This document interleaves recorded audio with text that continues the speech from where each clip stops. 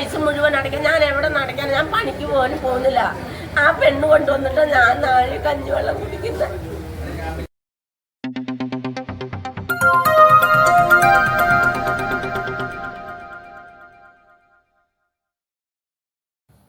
നമസ്കാരം, ഏവർക്കും മലയാള വാർത്തകളിലേക്ക് സ്വാഗതം. പാണഞ്ചേരി പഞ്ചായത്തില് ഒരമ്മ, ST വിഭാഗത്തിൽപ്പെട്ട നിർധനയായ ഒരമ്മ തന്റെ പെൻഷന്റെ ഫോം കൈപ്പറ്റുന്നതുമായി ബന്ധപ്പെട്ട് പഞ്ചായത്തിനെ സമീപിച്ചു.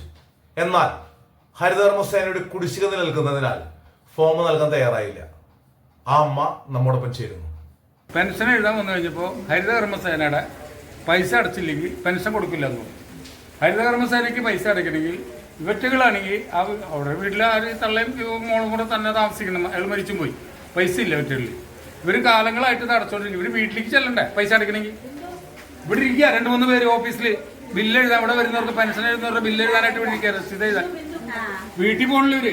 വീട്ടിൽ പോകാണ്ട് ഇവിടെ നിന്ന് രസീത് എഴുതി കൊടുത്തിട്ട് പാവം 450 രൂപ അടച്ചു കഴിഞ്ഞപ്പോൾ 150 രൂപ കൂടെ അടച്ചെങ്കിൽ അവർക്ക് പെൻഷൻ കൊടുക്കുള്ളൂ.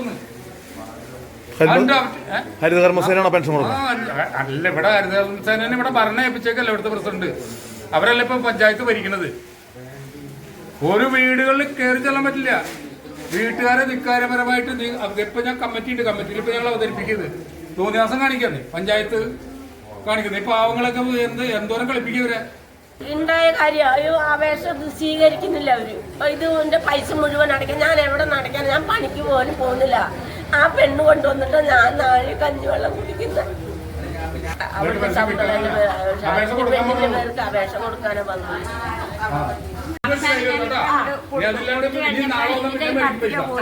ഞാനാണെങ്കിൽ ചായ ഇതൊക്കെ മേടിച്ചു കൊടുത്തത്.